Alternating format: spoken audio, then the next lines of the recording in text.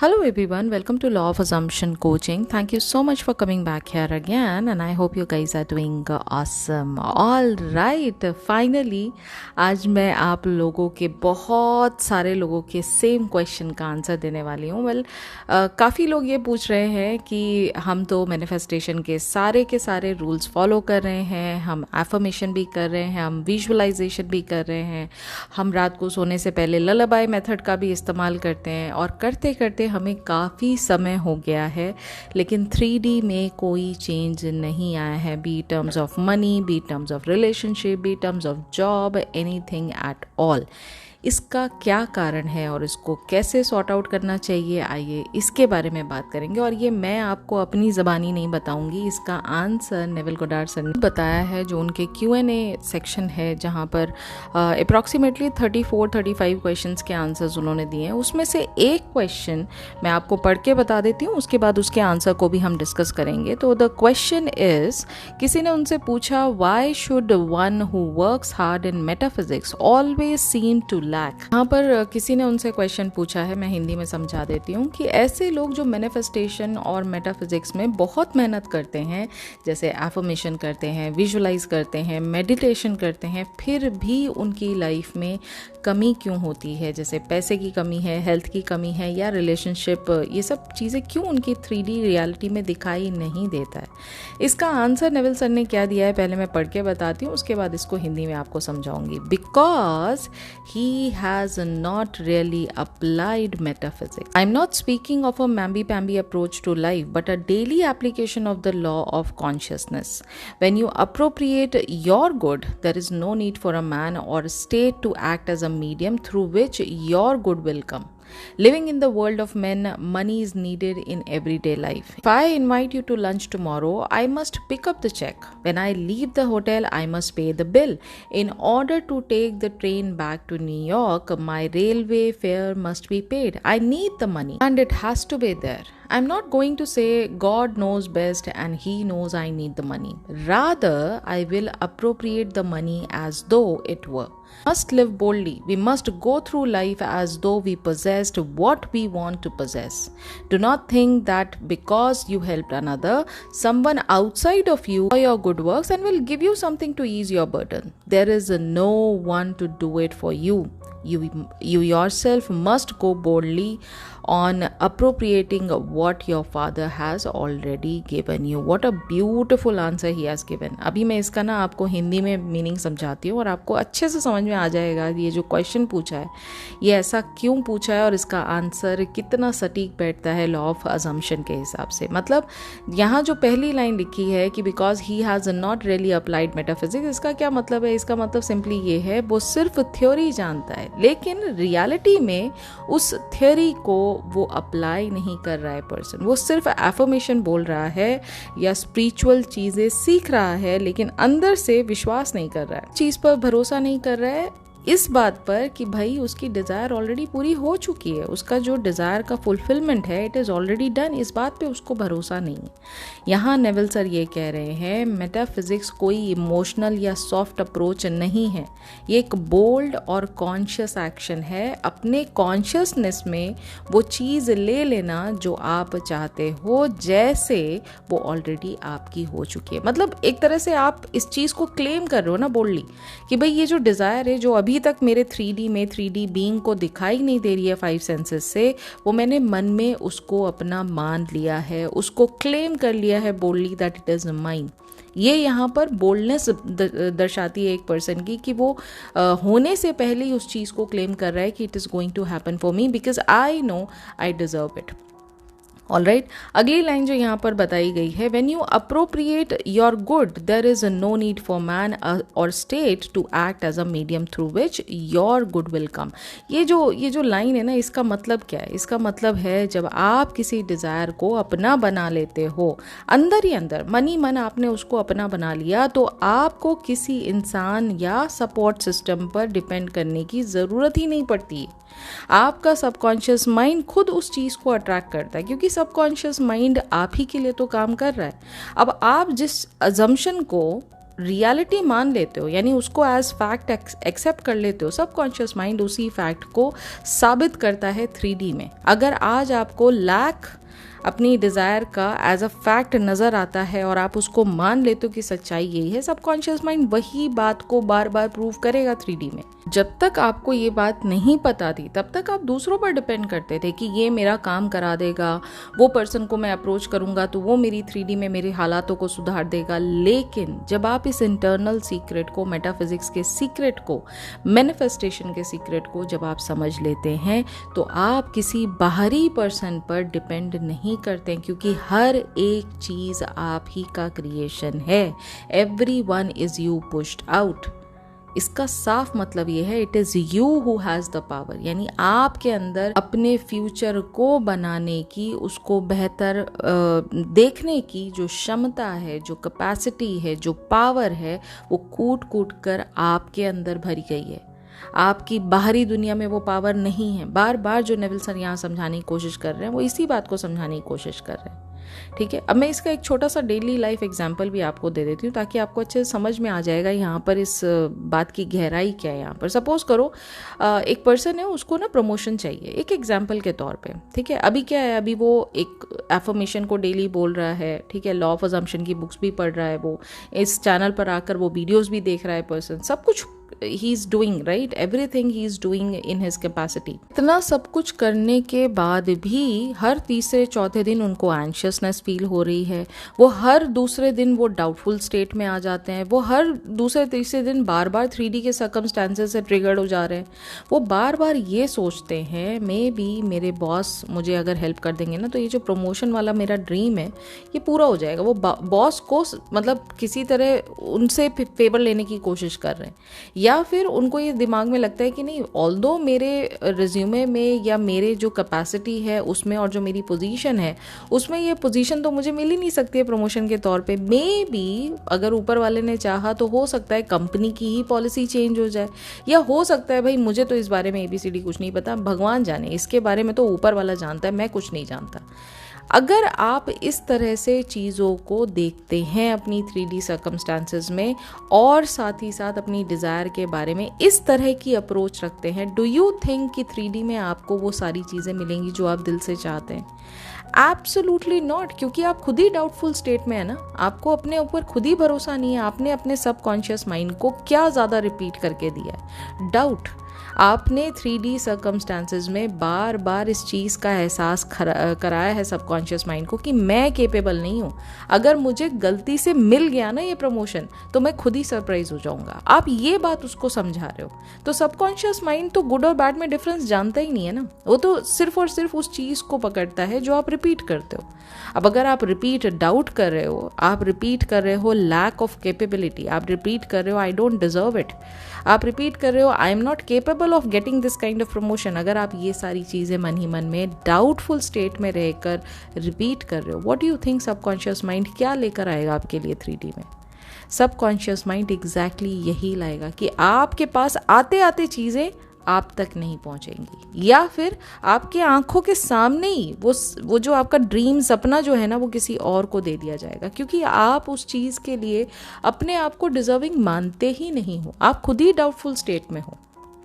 Are you understanding what I am trying to say? Neville sir यहाँ ये कह रहे हैं कि ये जो भी चीज़ें आपको मैंने कही, मेरा तो बॉस वही बता पाएगा कि मुझे प्रमोशन मिलना भी है या नहीं, मैं डिज़र्व भी करता हूँ या नहीं, या मुझे तो नहीं पता, ऊपर वाले को सब कुछ पता है। ये सारे की सारी चीज़ें एक्सक्यूज़ेस हैं। नेविल सर ये कहते हैं जब तक आप अंदर से बिलीव नहीं करेंगे कि वो प्रमोशन आपका है, आप अपने आप को उस जगह पे जब तक नहीं देखेंगे, जब तक उसे आप मन में एक्सेप्ट नहीं करेंगे कि it has been given to you, you have been promoted to the next position, तक आपका सबकॉन्शियस माइंड आपको प्रमोशन नहीं देने वाला, आपको प्रमोशन 3D में नहीं मिलने वाला। आप मेरी बात लिख के रख लीजिए, तब तक आपको प्रमोशन नहीं मिलेगा, चाहे जो भी कर लीजिए आप, कितने ही एक्शंस आप उसके पीछे लगा लीजिए, it is not going to happen.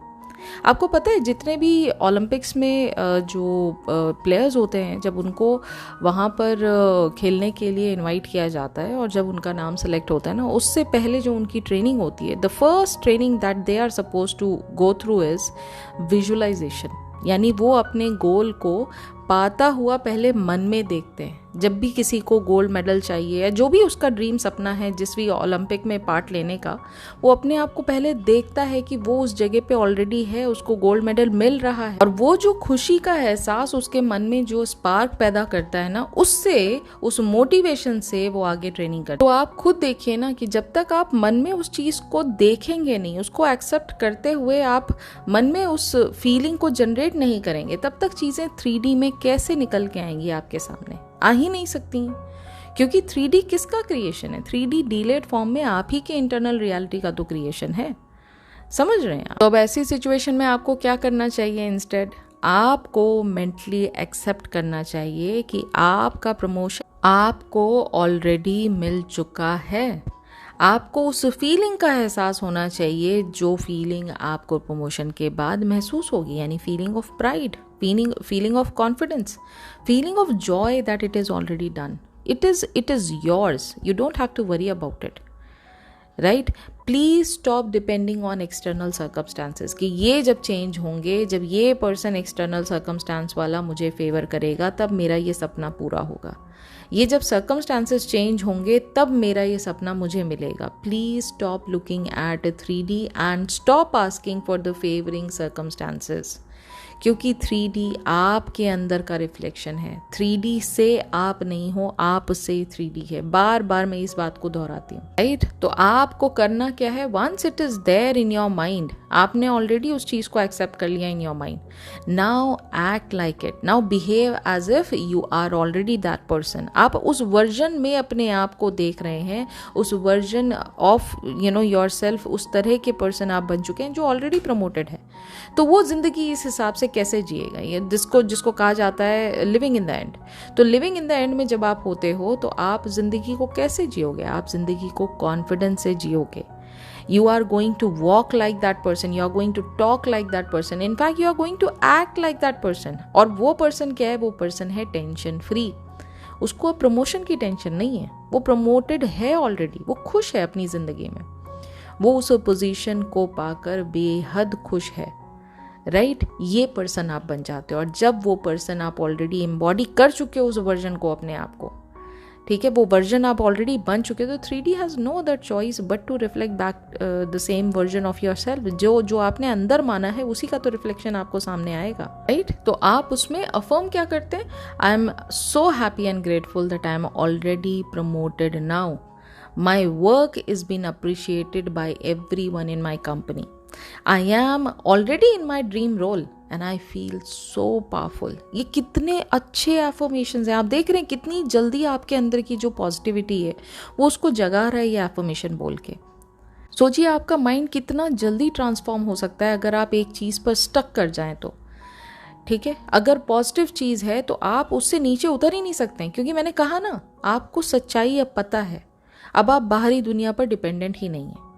यहाँ पर आगे जैसे नेविल सर ने कहा है ना, live boldly, go through life as though you already possess what you want. इसका मतलब ही यही है। 3D वर्ल्ड में आप बिल्कुल वरी फ्री होके, बिल्कुल जैसे कहते हैं ना, कॉन्फिडेंट होके, बोल्ड होके अपनी लाइफ को जियो कि ये डिज़ायर तो ऑलरेडी मेरे पास है, what am I worried for? मुझे किस बात की टेंशन है? अगर मुझे टेंशन है इसका मतलब मैंने अपनी डिज़ायर को अंदर मन में नहीं एक्सेप्ट किया है। अगर मैं ये बात जानती हूँ कि मेरी डिज़ायर मेरी अपनी हो चुकी है, then what is it that is bothering me? आपको जीना ऐसे जैसे ऑलरेडी आपके पास आपकी हर चाहत पूरी हो चुकी है। ये आपका माइंडसेट होना चाहिए, ये आपका एटीट्यूड होना चाहिए, ये आपके माइंड में क्लैरिटी होनी चाहिए कि everything that I want is already mine, I don't have to worry about anything. जितना कॉन्फिडेंटली आप फील करोगे उतनी जल्दी 3D में वो चीज़ें दिखाई देने लगेंगी, क्योंकि मैंने बार बार कहा ना, 3D आपके इंटरनल रियलिटी का रिफ्लेक्शन है। अब उसके बाद जो नेविल सर कह रहे हैं ना कि लॉ ऑफ कार्मा, जो इन्होंने कहा है कि भाई कोई तुमने अच्छा काम किया, ये देखकर उसी समय तुम्हें उसका रिवॉर्ड मिलेगा, ये बात दिमाग में मत रखना कभी भी। अगर आपको लॉ ऑफ कर्मा भी आपको अप्लाई करना है, then everything that you are doing from your own state of consciousness, किसी के लिए अगर आप अच्छा करते हो, आपका गुड डीड वहाँ ख़त्म हो जाता है। वो पलट के कब आपको मिलेगा इसकी एक्सपेक्टेशन आपको नहीं रखनी चाहिए। आपके मन में सुकून मिला ना उसी समय जब आपने किसी को दान दिया, जब आपने किसी को खाना खिलाया, जब आपने किसी नीडी की मदद किया, आपको अगर उसी समय उसको वो हेल्प करते हुए अगर आपको सुकून मिल गया, वो जो कार्मिक आपका जो इक्वेशन है वो वहाँ पर इक्वल हो जाता है, वहाँ पर बैलेंस हो जाता है। ये बहुत गलत फहमी हमारे अंदर डाल रखी है कि हम आज ना इस इंटेंशन से काम करें कि कल को वो हमें गुड डीड जो है वो सबाया लगा के मिलेंगी। Absolutely wrong.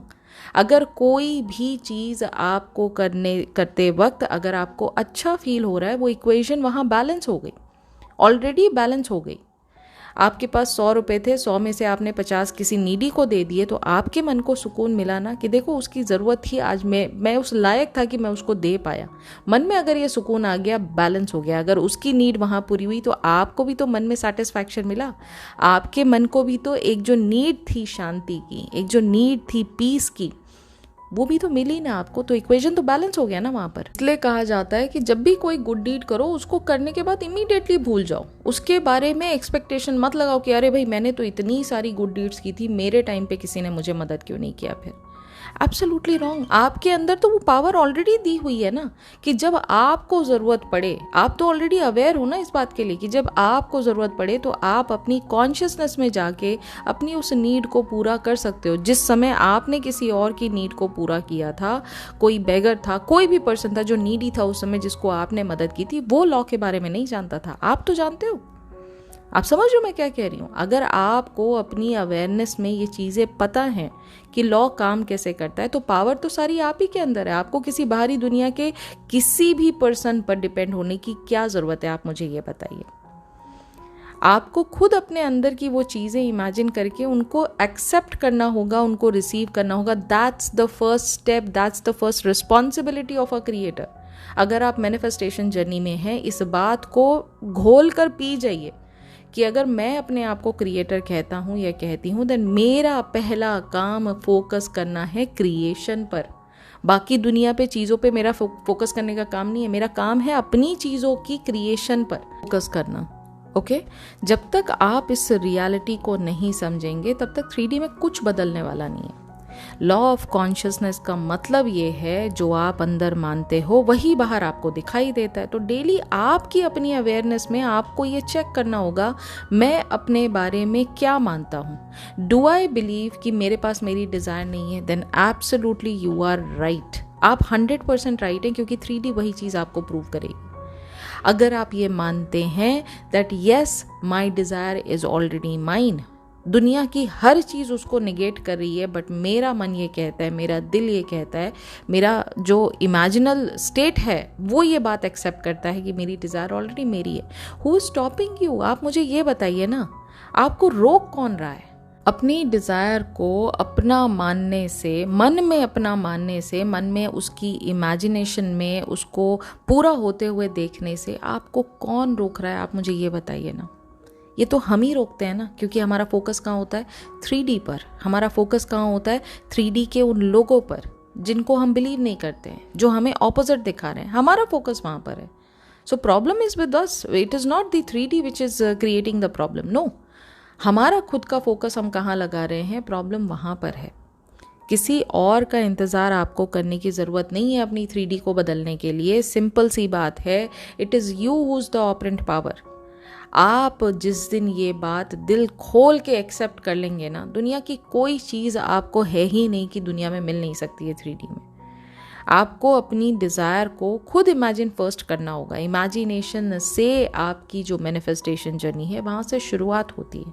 उसके बाद उसे फील करना होगा कि ये ऑलरेडी आपकी हो चुकी है, और उसको जब इतनी बार आप रिपीट करते हैं तो एक पॉइंट आता है कि वही इमेजिनल सीन, वही इमेजिनल प्रोसेस आपको लगता है ये सच्चाई है, वो फैक्ट बन जाता है आपकी लाइफ का। यानी आपने अपनी डिज़ायर को एक्सेप्ट कर लिया in your mind that it is yours, बिना किसी डाउट के, बिना किसी फियर के, बिना किसी नेगेटिव थॉट के। राइट? तो अगर आप लैक सिचुएशन में हैं और बार बार ये फील कर रहे हैं अपनी डिज़ायर को लेकर, लेकिन होगा कैसे? 3D में तो उल्टा चल रहा है सब कुछ। होगा कब? वो तो डेट तो कब की निकल गई है, अब कब होगा। और तीसरी जो मोस्ट इम्पॉर्टेंट बात, मतलब मैं इस चीज़ को डिज़र्व भी करता हूँ या डिज़र्व भी करती हूँ। जब तीनों ये क्वेश्चन, 3 टाइप के क्वेश्चन मैंने आपको एग्जाम्पल के तौर पे बताया, जब आपके मन में चल रहे हैं तभी आपके मन में लैक आ रहा है, तभी आपको चीज़ें लैक के फॉर्म में ज़्यादा दिखाई दे रही हैं। तो नेवल सर चुपचाप ये कहते हैं कि जब ऐसा कुछ आए तो please stop all of this and instead just assume it is done. Boldly एक बार को अपने मन में समझाइए कि नहीं, ये सब मेरी बाहरी दुनिया 3D वर्ल्ड के सर्कमस्टांसेस हैं। अगर मैं अपनी बंद आंखों से इस डिज़ायर का फुलफिलमेंट अपने माइंड्स आई में देख सकता हूँ, then I can have it in my 3D। Full authority के साथ ये बात आप बोलिए, बोल्डली, एकदम क्लियरली होके कि yes it is done, I don't have to worry about it. Okay, एक लाइन है ना यहाँ पर कि appropriate what your father has already given you. इसका क्या मतलब है? गॉड ने सब कुछ पहले से आपको दे रखा है, आपको सिर्फ अपनी अवेयरनेस में उसे क्लेम करना है that it is finished. Once I have imagined it, मैंने अपनी अवेयरनेस को एक बार इमेजिनल सीन में अपने लगा दिया ना, जो मेरा फाइनल सीन मुझे दिखाती है कि विश फुलफिलमेंट मेरी पूरी हो चुकी है, इट इज़ ऑलरेडी डन। मुझे सिर्फ अवेयरनेस लगाने की देरी है, और जैसे मैं उस फुलफिलमेंट के बारे में अवेयर हो जाता हूँ या हो जाती हूँ, वो डिज़ायर मेरी अपनी हो चुकी है। बस इस बात पर टिके रहना है। आप इस स्टेट में अब आपको जीना स्टार्ट कर देना है कि ये ऑलरेडी आपकी हो चुकी है। बाकी सब बातों को नेगेट करिए और देखिए उसके बाद 3D अगर ना बदले तो, क्योंकि 3D ये मैं लॉ समझा रही हूँ आपको, लॉ है, इसका एक रीज़न है लॉ बोलने का, क्योंकि ये हर बार काम करता है। जो रूल्स आपको समझाए गए हैं, अगर उस तरह से आप फॉलो करेंगे तो चीज़ें 100% 3D में चेंज होंगी, राइट? तो एक इम्पॉर्टेंट बात यहाँ पर मैं आपको दोबारा समझा देती हूँ कि मैनिफेस्टेशन प्रोसेस में जिसको कहा जाता है ना नोइंग, थियोरेटिकली हमें सब पता है, नोइंग इज़ नॉट सफिशिएंट। अगर आप सिर्फ थियोरी को जानते हैं, उससे मैनिफेस्टेशन कभी भी पूरा नहीं होता है। थ्योरी से प्रैक्टिकल लाइफ में आइए, इसको अप्लाई करना सीखिए, डेली लाइफ में लॉ को टेस्ट करना सीखिए, उसको अज्यूम करना सीखिए कि yes it is already done. जैसे हम छोटी छोटी डिज़ायर्स को हम माइंड में रखते हैं ना कि हाँ ये ऑलरेडी हो चुकी है।